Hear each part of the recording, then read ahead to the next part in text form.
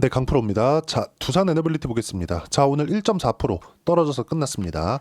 단기간에 하락폭이 조금 나왔고 여기서 22평을 다시 회복을 했고 이 정도의 등락은 있어야 됩니다. 그리고 1월 달부터 시작해서 시가총액이 애초에 10조가 넘었었던 기업이니까 그쵸? 이런 한국 시장 기준에서 큰 기업이 50% 정도의 한 달 반 정도 기간 동안 상승이 나왔다는 건 이 정도의 조정은 필요한 겁니다. 근데 이런 조정을 받을 때 옆에다가 제가 미국 증시의 움직임을 같이 놓고 이야기를 드려볼게요. 어떻습니까? 정확히 똑같은 움직임을 보이고 있죠. 여기서 제가 하나 물어보겠습니다.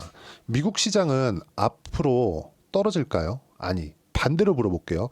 미국 시장이 지금까지 많이 올랐으니까 미국 시장은 이제 끝이야. 트럼프가 그걸 가만히 내비둘까요? 트럼프 대통령은 주식 시장의 움직임을 가지고 평가를 합니다. 그리고 주식 시장은 한 국가의 가장 민감한 경제 지표예요. 주가가 낮다는 건 주가가 그냥 연일 떨어지고 신저가를 이탈하고 막 이런 부분이 발생하잖아요.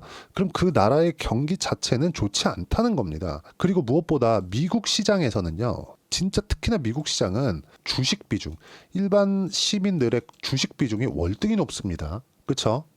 들어보셨을 것 같아요. 401k라고 미국의 국민연금 같은 거예요. 실제 미국 일반 시민들의 주식 투자 비중은 한국하고는 비교가 안 될 정도로 높습니다. 그리고 주가가 떨어졌을 때 그런 부분들이 지지율에 바로바로 영향을 주죠. 그런데도 불구하고 지금 이렇게 나스닥이 떨어진 거예요. 여기에는 다분히 의도적인 부분이 저는 있다고 판단을 합니다. 오늘은 그 부분에 대해서 이야기를 드릴 거고 이 내용이 짧게 끝나면 그쵸? 5분에서 7분 사이에 끝나면 제가 연기금 관련된 내용까지 이야기를 드릴 거예요. 근데 이 내용이 조금 길어지잖아요. 그러면 연기금 관련된 내용이 오늘 대략 한 40거래일 거의 한 50거래일, 40에서 50거래일 정도 동안 연기금이 연속 순매수를 해오다가 매도가 나왔거든요. 이 부분에 대해서도 제가 이 부분 빨리 끝내놓고 이야기를 드리도록 하겠습니다.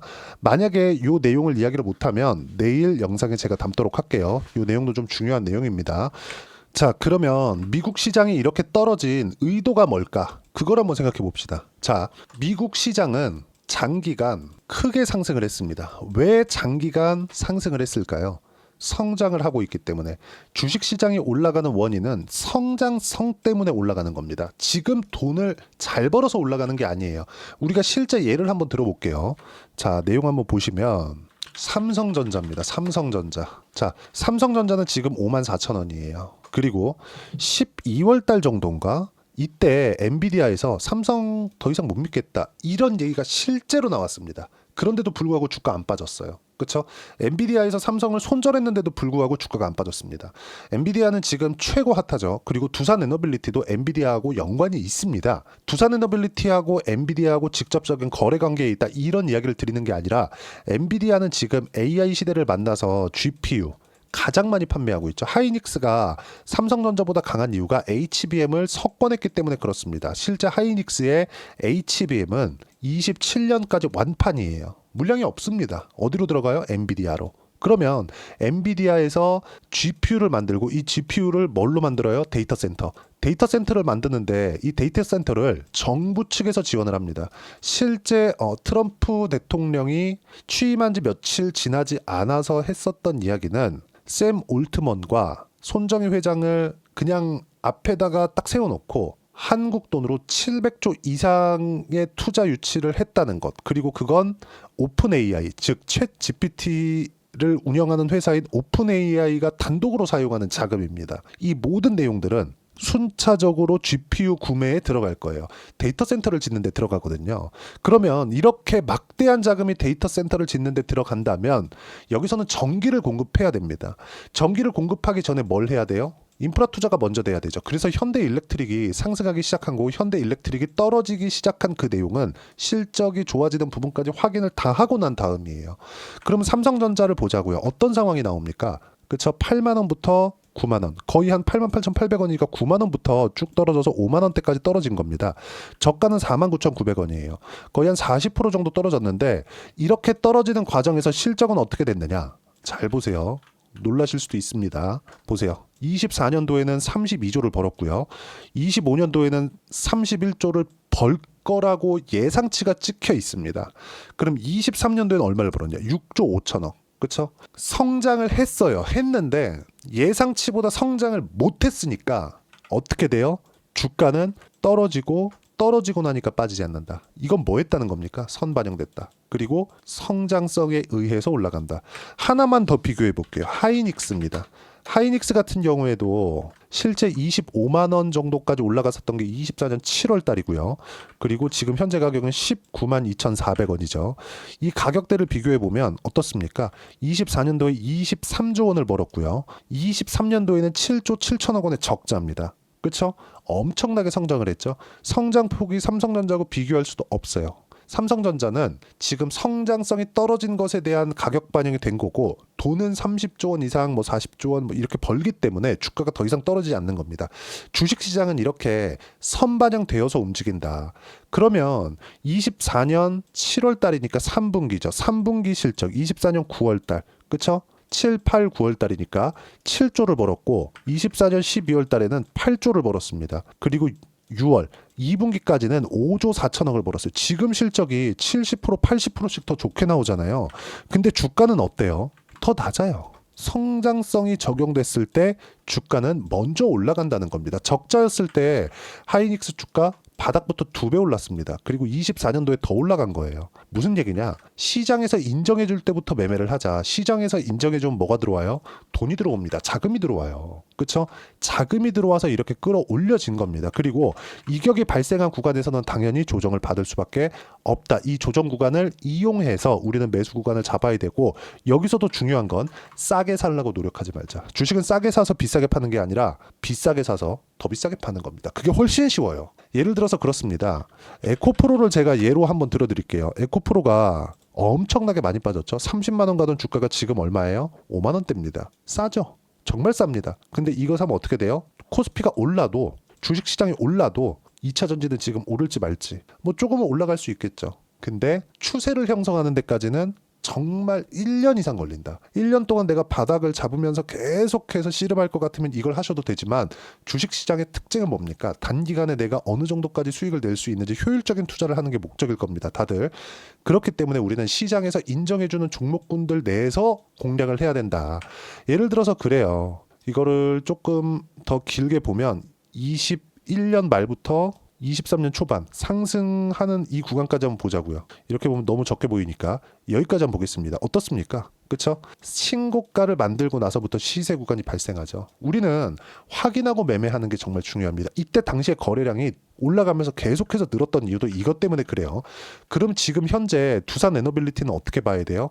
시장에서 인정해주는 첫 번째 단계를 밟아왔다. 제가 댓글을 보니까 그런 얘기들이 있더라고요. 야, 체코도 아직 확정 안 됐다. 이렇게 얘기 나오던데 체코에 대한 부분은요. 애초에 체코 관련된 내용으로 인해서 주가가 상승할 것 같았으면 뭐가 나와요? 여기서 갔어야 됩니다. 근데 지금은 뭐예요? 체코 관련된 내용 때문이 아니라 미국과 연결돼 있는 부분. 근데 이렇다 보니까 미국 시장에 민감하게 작용을 하고 그리고 트럼프 대통령. 아까 전에 제가 말씀드렸었던 내용을 이어서 말씀드리면 트럼프 대통령은 지금 현재 미국 시장이 박살나는 걸 바라는 게 아니라 의도적으로 떨어뜨리고 있어요. 관세를 계속 얘기하고 어딜 때릴 거야, 어딜 칠 거야 왔다 갔다 하면서 계속해서 압박을 주고 있어요. 그런 과정에서 여기 보시면 미국 시장이 계속 떨어지는 부분들이 생긴다는 거죠. 그렇죠? 나스닥 지수 보세요. 고가부터 10% 떨어졌습니다. 이 구간에서 우리가 봐야 되는 부분이 뭐예요? 미국의 GDP가 마이너스를 찍혀 나오고 그리고 가장 중요한 점 10년물 국채금리가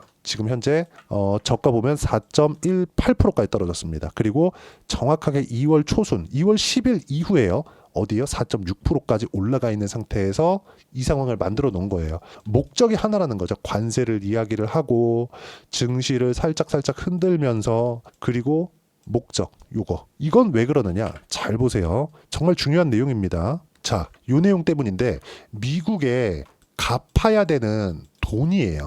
25년도에 확 몰려있죠. 7트릴리언. 그쵸? 자, 요걸 보셔야 되는데 요 내용이야. 베센트 재무장관은 그가 재무장관 되기 전에 전임자인 옐런 재무장관의 단기채 위주 국채 발행 전략을 매우 비판했음에도 불구하고 25년까지 단기물 위주 발행 전략을 유지한다고 발표했다. 옐런이 단기채를 돌려막았어요. 돌려막았는데 뭐냐면요. 10년짜리 만기가 된 걸 단기채를 발행을 해서 요걸 막고, 그러면 단기채는 작년에 막아놓은 거면 올해 또 돌아오죠. 그럼 요걸 어떻게 해요? 장기채로 막아야 되잖아요. 근데 지금 현재 장기채 금리가 높다 보니까 어떻게 해요?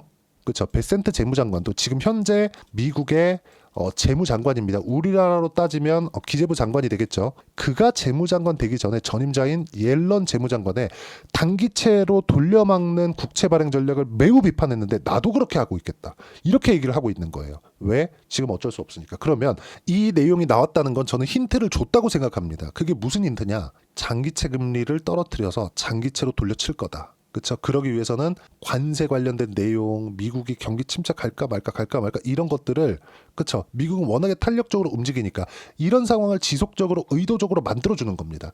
이런 상황에서 우리가 아까 전에 종목 나왔었던 거 있죠. 여기 이렇게 떨어지는 상황, 이런 부분이 발생한다는 겁니다. 근데 항상 뭐 직전 고점, 그렇죠. 이런 부분들에서 내가 어떻게 매수를 할지 무조건 주도주를 해야 된다는 거예요. 제가 다시 한번 말씀드리면 지금 현재 삼성전자 사면 돼요? 안 됩니다. 왜? 추세 형성이 아직 안 됐으니까. 그리고 아까 전에 말씀드렸었던 거 에코프로 같은 거 사면 돼요? 안 됩니다. 왜? 추세 형성이 안 됐으니까. 근데 두산에너빌리티 어때요? 추세 형성이 됐죠.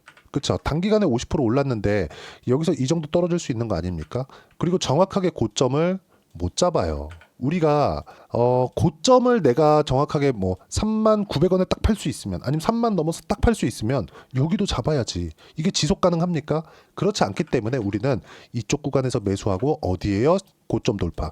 여기서 이제 특별한 상황들이 있겠죠. 그런 부분들을 체크할 수 있는 능력을 기르는 게 중요하고, 지금 같은 경우에도 떨어지는 부분을 확인하고 이쪽 구간에서 매도하고 다시 매수 구간을 잡는다는 거, 이렇게 해야 되는데, 이게 아니라 주식시장에서 항상 여기 사서 여기 팔고 싶어 하고 여기까지 내려가면 더 떨어지지 않을까.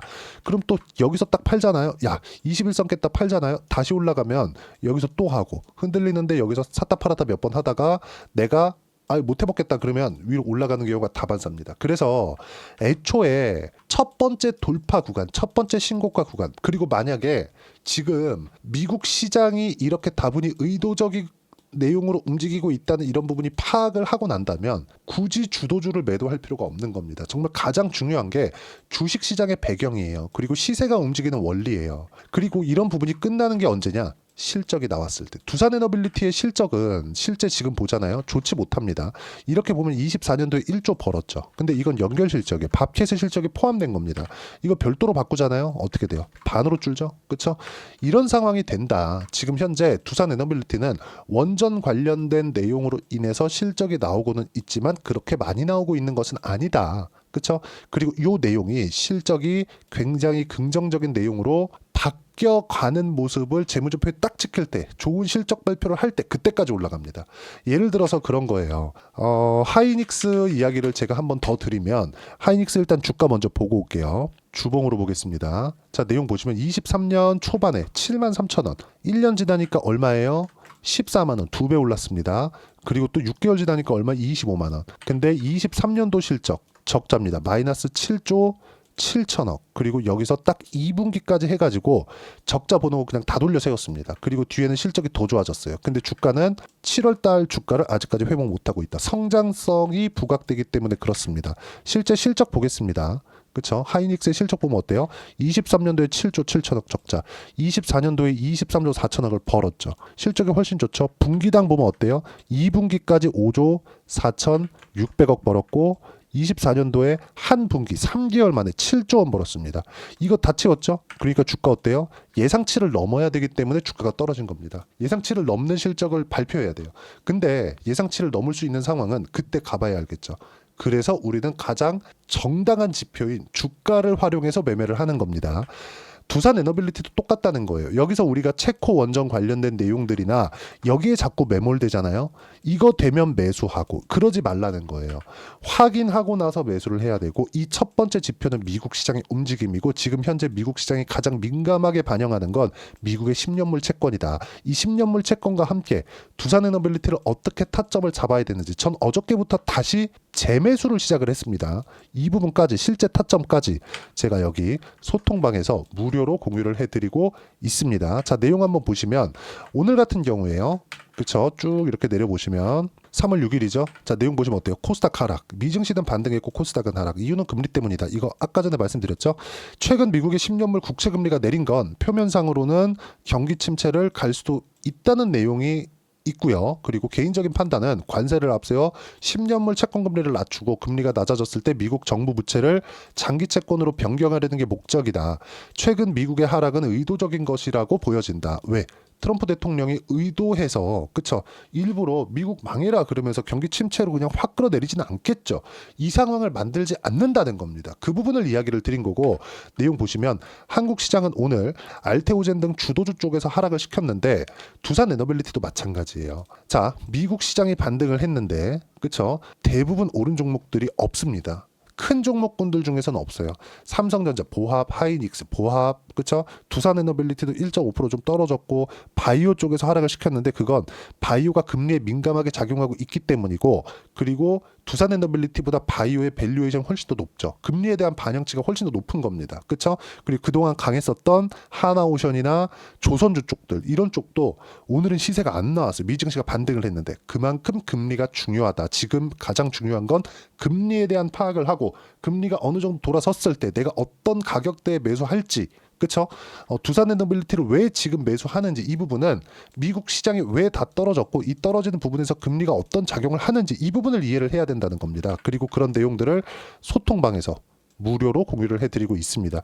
정말 가장 중요한 거 아까 전에 말씀드렸었던 내용인데 자, 요 내용 그렇죠? 베센트 재무장관은 그가 재무장관이 되기 전에 전임자인 옐런 재무장관의 단기채 위주 국채 발행 전략을 매우 비판했는데 나도 그럴 거다. 25년까지 단기물 위주의 발행 전략을 유지한다. 왜? 채권 금리를 낮춰야 되니까. 비판했는데 자기도 하잖아. 어쩔 수 없다는 거잖아요. 그러면 이걸 돌려 세우려면 어떻게 해야 돼요? 10년물 채권 금리를 낮춰야 돼요.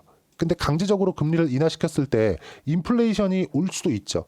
인플레이션을 만약에 이 상태에서 인플레이션까지 확 불어닥치면 뭐가 옵니까? 스태그플레이션 오는 거예요. 경기는 떨어지고 있고 미국 경기는 그렇잖아요. 의도적이든 어쨌든 간에 경기는 떨어지고 있고 물가가 치솟는 부분을 보여주면 트럼프의 지지율 어떻게 되겠나요? 그렇죠. 이 내용들은 다분히 의도적인 내용이다. 그래서 이런 부분들이 파악이 된다면 그렇죠.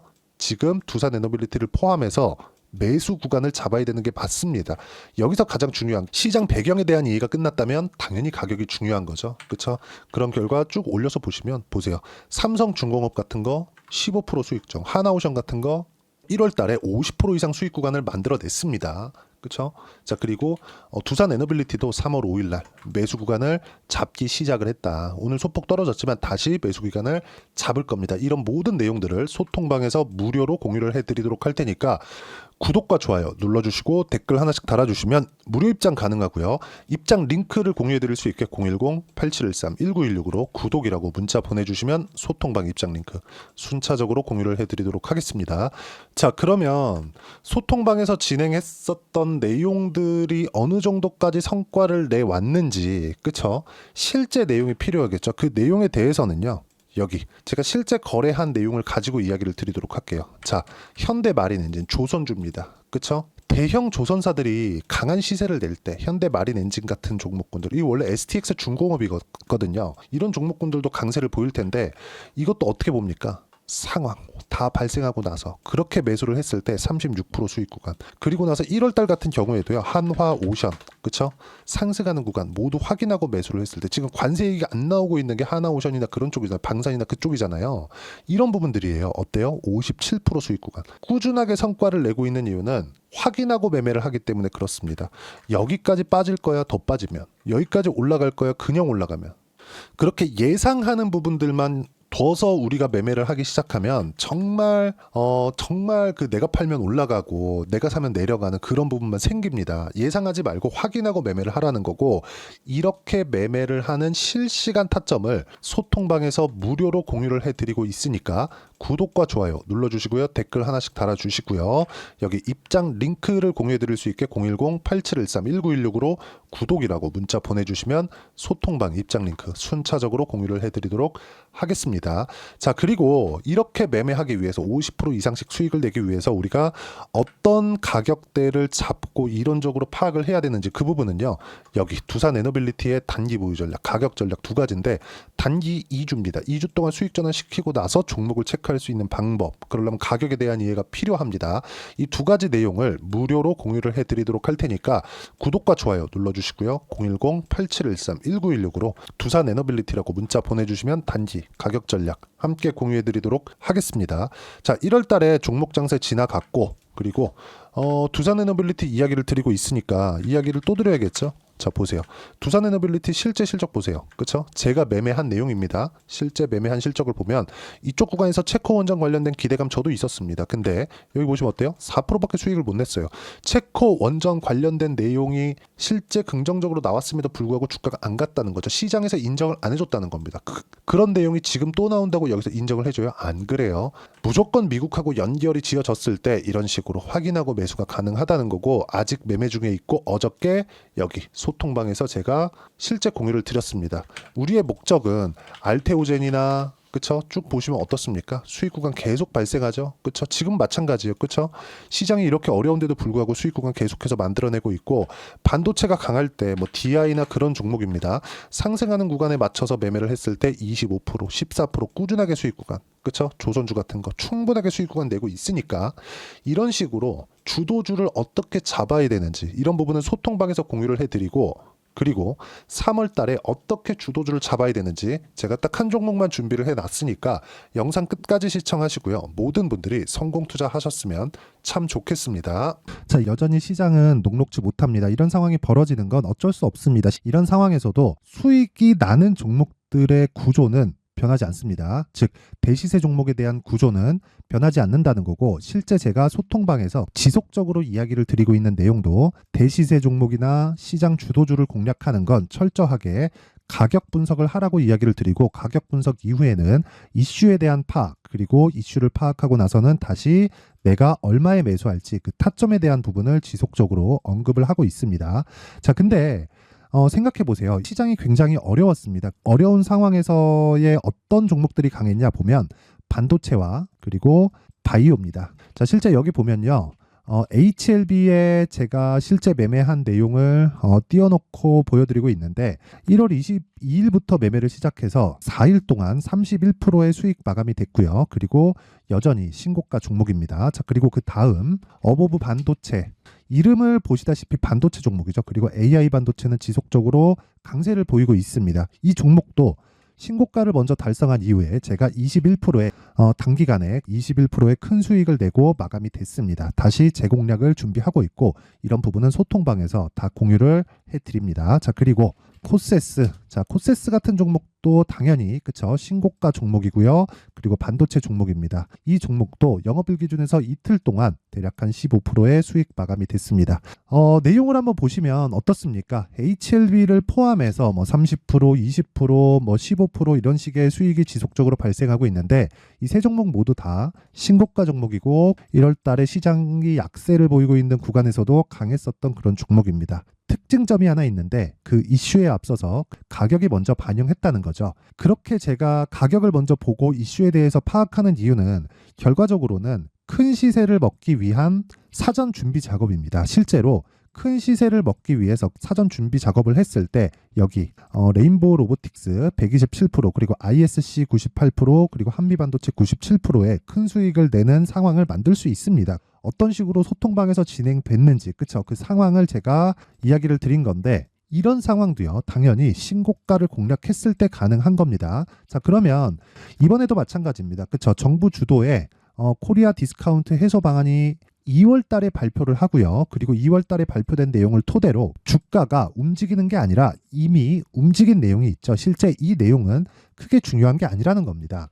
실제 움직인 내용을 보면, 자, 기아차입니다. 실제로 12월 달에 신고가를 만들어 놓고 정부에서 입김을 불어 넣으니까 순식간에 기아차를 포함해서 현대차 같은 거대 기업들의 주가가 2주도 채 되지 않아서 40% 정도의 큰 시세를 냅니다. 자, 그러면 우리는 어떤 종목을 봐야 될까요? 이슈를 파악해야 되는 것도 맞지만 철저하게 가격에 맞춰서 매매를 해야 되는 게 당연히 중요합니다. 정부가 주도하는 정책 방향이 있겠죠. 그 방향에 맞춰서 우리가 종목을 찾을 필요가 있다.